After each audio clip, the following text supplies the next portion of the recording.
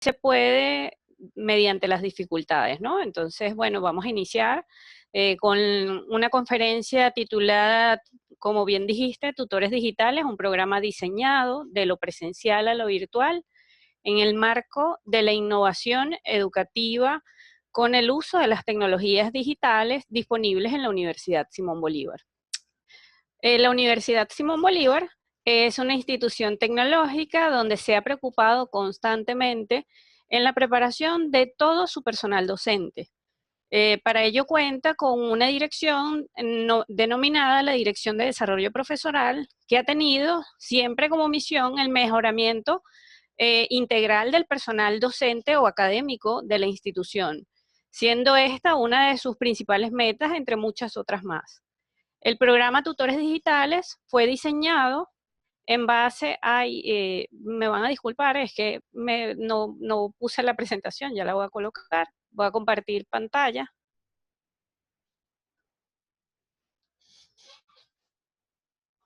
Ahora sí.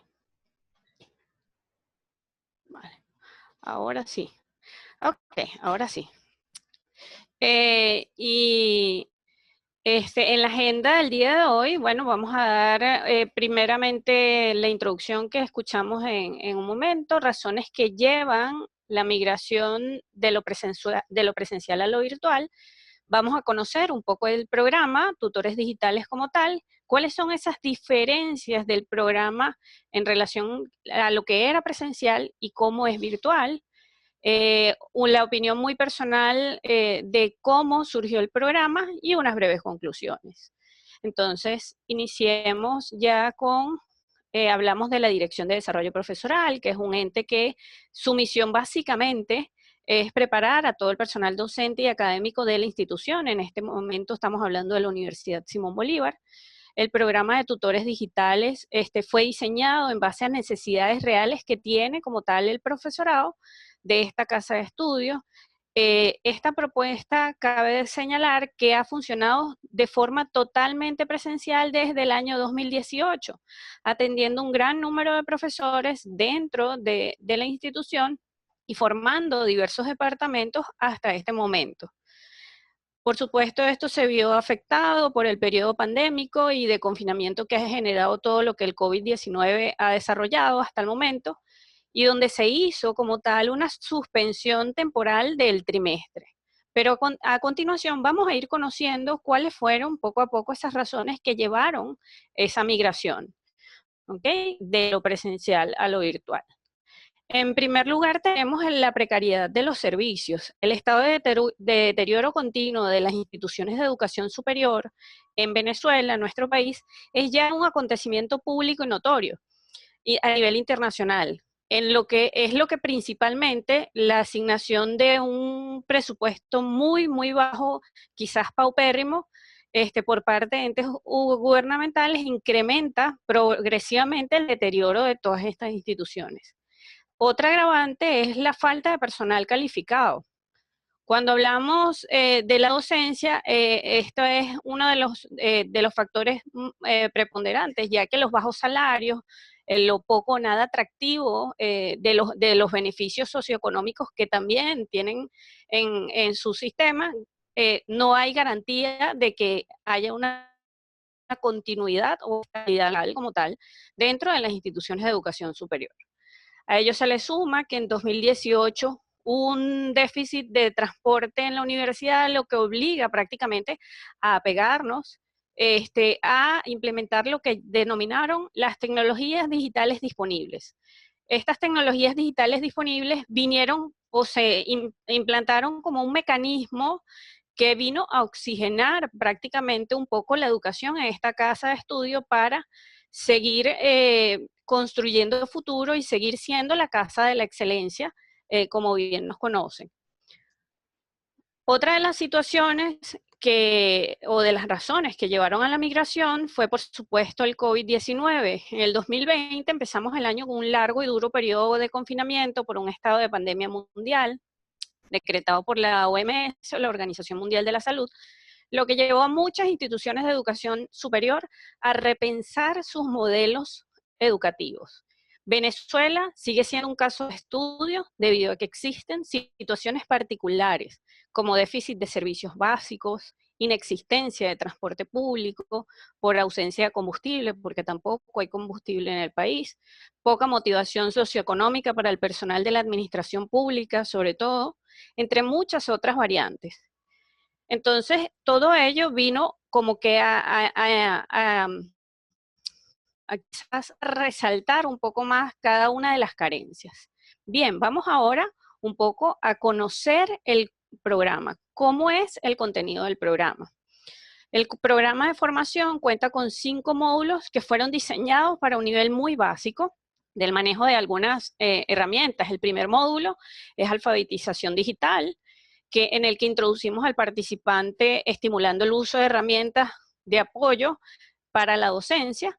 Luego tenemos el módulo 2, que son herramientas online como recurso de apoyo docente, en el cual desarrollamos o le brindamos una cantidad de herramientas, diversas herramientas para que puedan ser utilizadas por el personal docente. El módulo 3 es de competencias básicas para gestionar un curso, que le damos un poco de estrategias de cómo lidiar con cursos o cómo lidiar con esos estudiantes en procesos de educación a distancia. O sea, cuáles son los márgenes a nivel comunicacional que debemos mantener dentro de un proceso formativo que es totalmente mediado por la tecnología.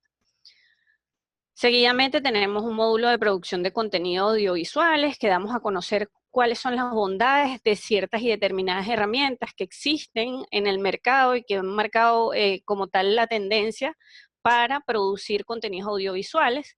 Y el último, que es herramientas de transmisión de clases online, que damos a conocer un poco las bondades de cuáles son las herramientas a nivel de transmisión en las cuales podemos dar clases a distancia. Entonces, de manera que el proceso formativo bajo el concepto de tutores digitales es un abanico súper amplio. Luego que vimos o conocimos cuáles son las razones que argumentaron en sí que esta propuesta se diseñara, es momento ahora de precisar cómo transcurrió ese diseño de lo presencial a lo virtual, y que indudablemente sería una propuesta que marque una tendencia como un antes y un después. Y dentro de la institución, y pueda ser además innovadora, ajustarse a las necesidades reales del mercado, y como tal, implementar las tecnologías digitales en la cual fue un mecanismo de oxigenación como tal.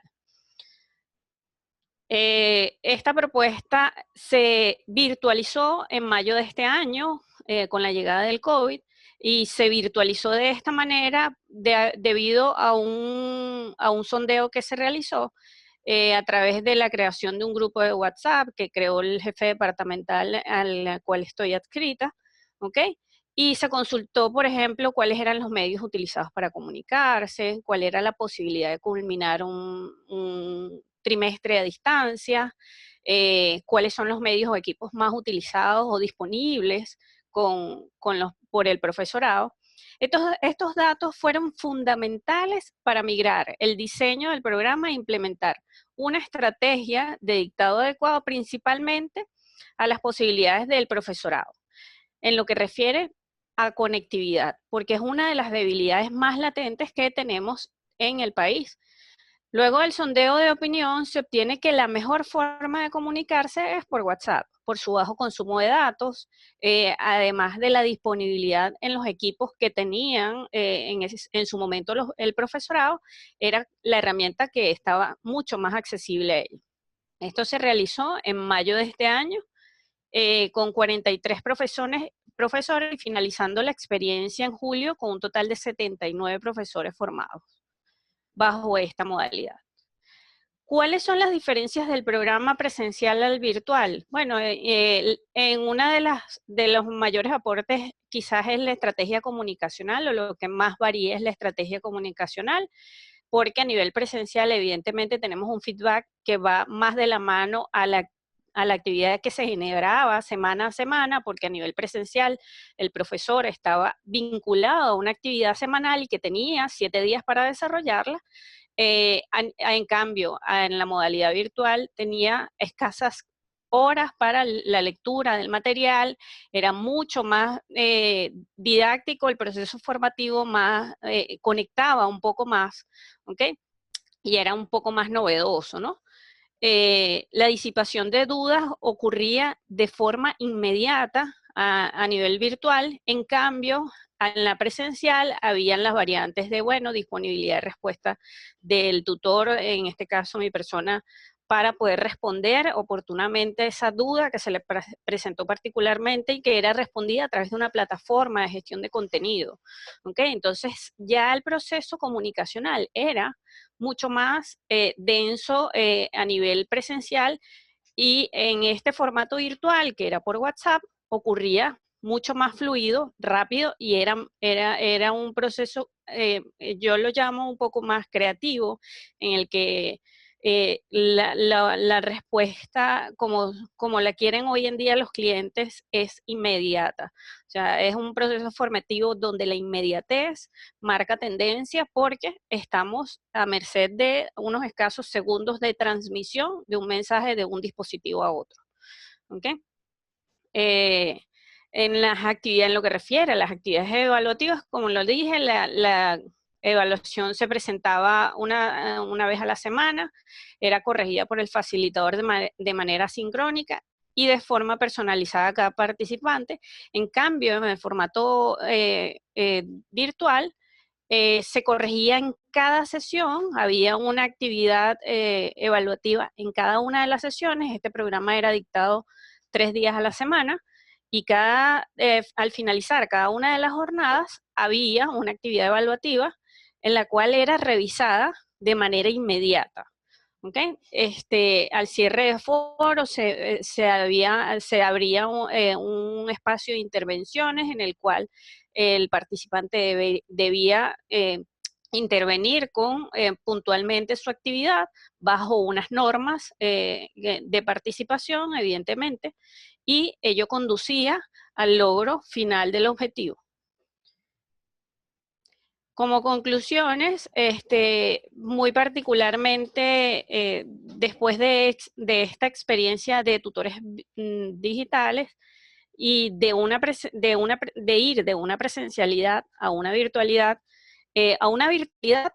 mediado por las necesidades como tal que tenía un público en particular, porque además era un público en particular que era el profesorado de nuestra casa de estudio, que nuestra casa de estudio, aunque es una universidad totalmente teórica, hasta el momento no contemplaba programas que sean mediados por la virtualidad o por alguna tecnología digital disponible. Tuvimos que repensar la estrategia y abrir, más que todo, abrirnos y cerrar nuevos paradigmas, porque evidentemente la educación, todo cambió y la educación no es la excepción. Entonces, ello nos ha obligado a errar con nuestros procesos formativos, a abrirnos a nuevas estrategias, y de por sí ir a la vanguardia de lo que muchas otras universidades en el mundo lo han estado haciendo, y nos hemos quedado quizás por la premura de cubrir ciertos aspectos a nivel de presupuesto, de servicios o de funcionamientos de operatividad de la universidad, nos hemos ido quedando un poco atrás, ¿no? Quizás el COVID nos ha enseñado a repensar estos modelos educativos y entender a muchas personas, darle a entender a muchas otras personas que la educación cambió y cambió para siempre, no es para el COVID, como le digo. Ya después de esto nada será igual. Así como las compras por internet, el mercadeo, todo ha cambiado, la educación también cambió. Y debemos evolucionar con estos cambios. Ver qué es lo que alguna población tiene, cuál es esa necesidad latente que tiene esa población, hacer el estudio que debemos hacer y en función de ello responder con una solución. Eso es lo que nosotros deberíamos hacer ante inconvenientes como estos, tratar de ser parte de la solución y no del problema, precisamente. Entonces, con ello damos por finalizada esta parte de la conferencia. Franklin, una vez más, muchísimas gracias por todo el apoyo y bueno, me quedo aquí para escucharlo. Muchísimas gracias a usted, maestra Shirley, por esta conferencia muy importante y de verdad que actualizando todo lo concerniente a la Universidad Simón Bolívar, orgullosamente, y es así porque fue mi primer alma mater, y gracias a ustedes, en usted particular, que formó ese granito de arena en mi preparación académica y profesional. Vamos a iniciar con la sesión de preguntas y respuestas para esta conferencia. Si alguno desea realizarle alguna pregunta a la maestra Shirley, adelante. Muy bien, Mónica. Hola, buenas tardes, allá buenos días aquí. Yo quisiera preguntarle a la maestra lo siguiente. Nosotros aquí en México, también con motivo de la contingencia, hemos llevado toda la educación a todos los niveles a trabajo en línea y con sorpresa, en mi caso, porque tengo hijos pequeños en educación básica, ha sido mucho más cargado, digamos, el trabajo, porque tienen sesiones virtuales y luego de las sesiones virtuales tienen que, mis hijos, tengo hijos en edad escolar y media superior, después de las sesiones virtuales tienen que hacer la carga de las actividades que realizaron en las sesiones virtuales y luego de que se hace la carga de las sesiones, de las actividades que realizaron en las sesiones virtuales, tienen que volver a acceder para revisar los comentarios que los profesores hacen a sus actividades, de tal forma que los niños no están, o bueno, los niños y muchachos no están solamente en el tiempo en el que está destinada, digamos que la clase, cuando es en sesión como esta que tenemos, sino que además todavía tienen que hacer tareas, cosa que también hacían, pero luego tienen que hacer la carga a las plataformas, cosa que no es tan fácil, y luego además tienen que hacer la revisión de tal forma que las jornadas son muy arduas, y nosotros lo hemos comentado con las escuelas participantes de estos programas, porque si los niños se cansan. A nosotros nos tocó una clase muy recién empezando la contingencia, una clase que era así, también con videoconferencia y actividades y cargas y demás, y resulta muy pesado. No es lo mismo una clase presencial que una clase de este tipo. Sí, y quisiera saber cuáles son las herramientas o qué están haciendo para, digamos, aliviar toda esta situación, que además se ve de repente también obstaculizada con todo el tema tecnológico, que se caen los enlaces, se traban las clases, saca la plataforma, etcétera. Si me pudiera compartir esa experiencia. Fíjense, tal cual como usted describe, en Venezuela está pasando exactamente igual. ¿Por qué pasa? Porque no tenemos una debida preparación, ni siquiera a los docentes principalmente, y mucho menos a los estudiantes. Nosotros tenemos, o yo en el proyecto PEDUTEC, que es uno de los proyectos que nombró Franklin, es tratar de alfabetizar tanto a la ciudadanía como al personal administrativo del colegio, como a cualquier otro. ¿Por qué? Porque finalmente el usuario no es nada más el docente, el usuario también es el estudiante. En casos como los niños, la educación básica, en este país se llama educación básica y media y general, ¿no? Que es bachillerato de primero a sexto grado y primero a quinto año, ¿no? Diversificada. Entonces, claro, el usuario final no está preparado para estos procesos, o sea, el estudiante como tal no está alfabetizado, no está, aunque es nativo digital, porque los muchachos son nativos digitales, ellos no están preparados, saben por lo menos de TikTok, saben cómo hacer un Instagram, un Reels o todas esas cosas, esa cantidad de cosas, pero no están familiarizados a nivel de estudio con la tecnología. ¿Y por qué no lo hacen? Porque no estamos o no nos educan para eso, no nos forman para eso. Entonces, lo primero que se ha debido hacer y que quizás hubiésemos invertido mucho más tiempo, lejos de las actividades formativas del colegio que te exige un currículum educativo, es primero alfabetizar a tu gente. Mira, tú sabes cuál es la plataforma, hacer un sondeo, cuál es el medio que tú más utilizas para comunicarte, en el cual te sientes cómodo, tranquilo y seguro para poder transmitir, por ejemplo, tus tareas. Eso no lo hicimos en ningún país, eso ningún país lo hizo hasta el momento. ¿Qué es lo que ha causado todo esto? Bueno, cansancio primordialmente, porque son muchas horas las que pasa el estudiantado y el profesor pegado a una computadora, ¿ok? Porque invierte muchísimas horas, como bien usted lo dijo, en la carga de la tarea, no tan solo de hacer la tarea, que ya era una actividad por sí regular del niño, sino también en la carga. ¿Por qué? ¿Y por qué pasa esto? Porque no sabe. Si nosotros hubiésemos invertido tiempo en formar, no tan solo al docente, sino también al estudiante y también al representante, porque el representante es quien va siguiendo ese proceso formativo, entonces nosotros hubiésemos alivianado un poco los tiempos y la carga de trabajo y los resultados a nivel educativo hubiesen sido satisfactorios. Ahorita lo que estamos es siendo presionados por procesos formativos y por cumplir con un currículum, más nada, porque no estamos logrando competencias reales en nuestro estudiantado, porque el estudiante lo que está es preocupado básicamente por cargar la tarea. ¿Ok?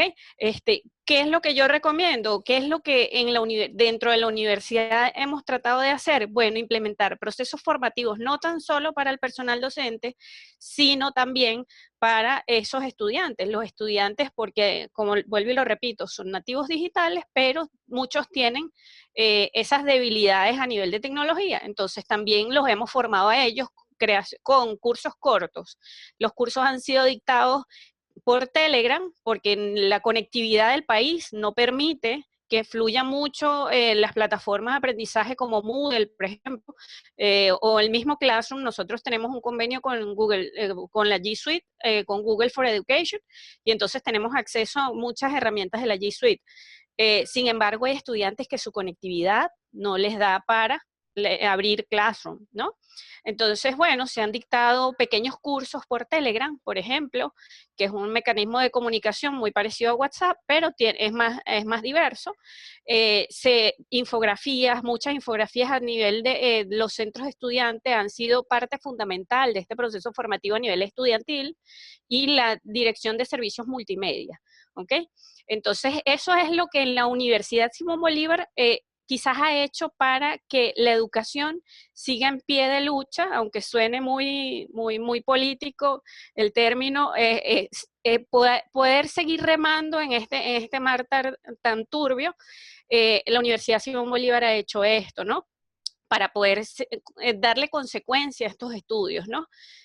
Ahora, el panorama en puertas afuera a nivel educativo, en los diversos niveles, ha sido tal como usted lo ha descrito. O sea, largos periodos la educación a distancia no es igual que la presencial. No es. Eso es algo que yo quisiera hacerles llegar al mundo entero si es posible. No es igual. ¿Por qué?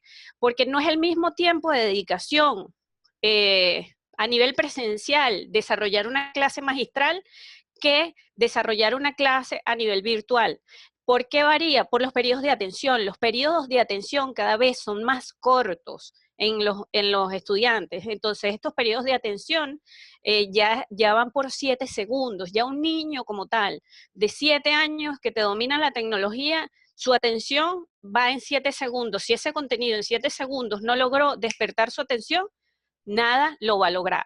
¿Ok?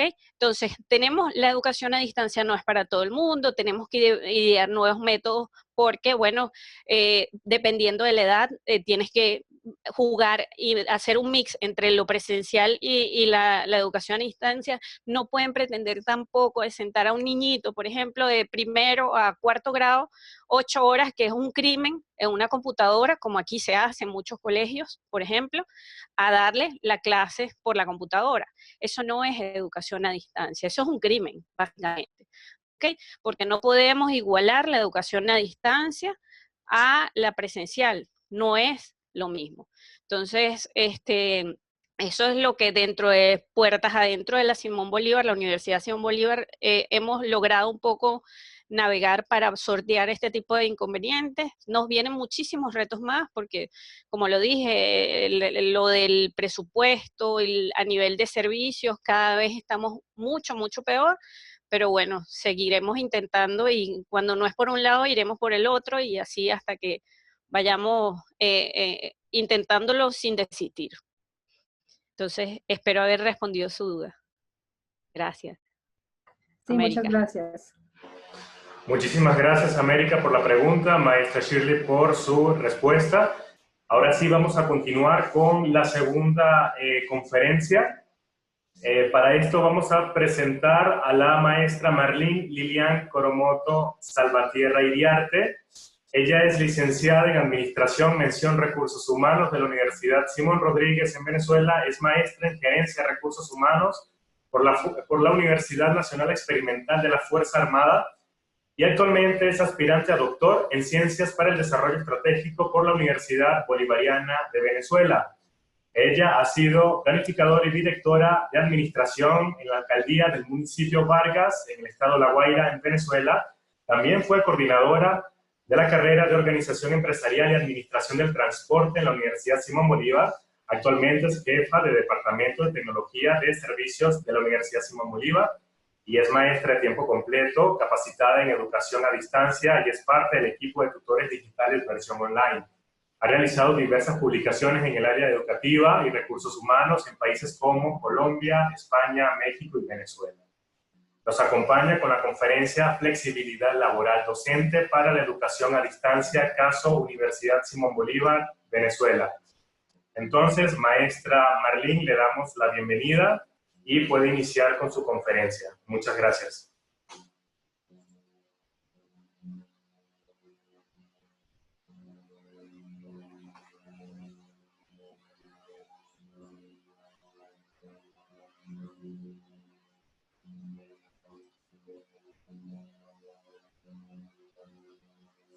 Vamos a esperar un momento a la maestra Marlene que se conecte.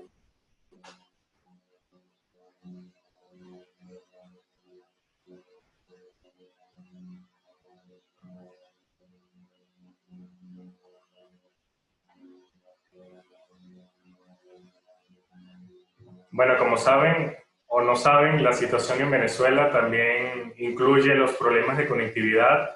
Actualmente, como dato curioso, porque lo vivo con mi familia, la red de Venezuela es uno de los más bajos a nivel de del mundo, entonces sí se nos complica un poco la conectividad. Pero creo que ya está la maestra Marlene Salvatierra conectada, por ahí la vi. Vamos a darles unos momentos para que pueda poder conectarse de la mejor manera y espero no haya interrupciones en esta conectividad. Le pedimos disculpas por estos inconvenientes.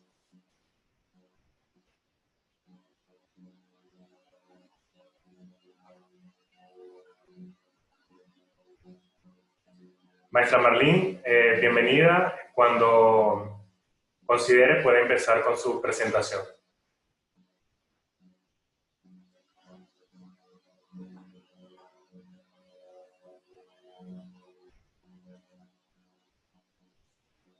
Creo que tiene el micrófono apagado, maestra.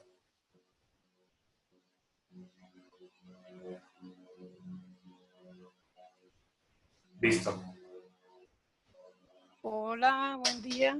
Bueno, buenas tardes ya nosotros aquí, buenos días a ustedes allá. Disculpen el retraso, tuve por momentos problemas técnicos con mi computadora y tuve que conectarme de la profesora Shirley. Afortunadamente estamos las dos en el mismo espacio, a pesar del COVID. Y muchas gracias por la bienvenida, Franklin. Saludos a todos. Ya pueden ver la pantalla de la conferencia, ¿verdad? ¿Sí? Muy bien.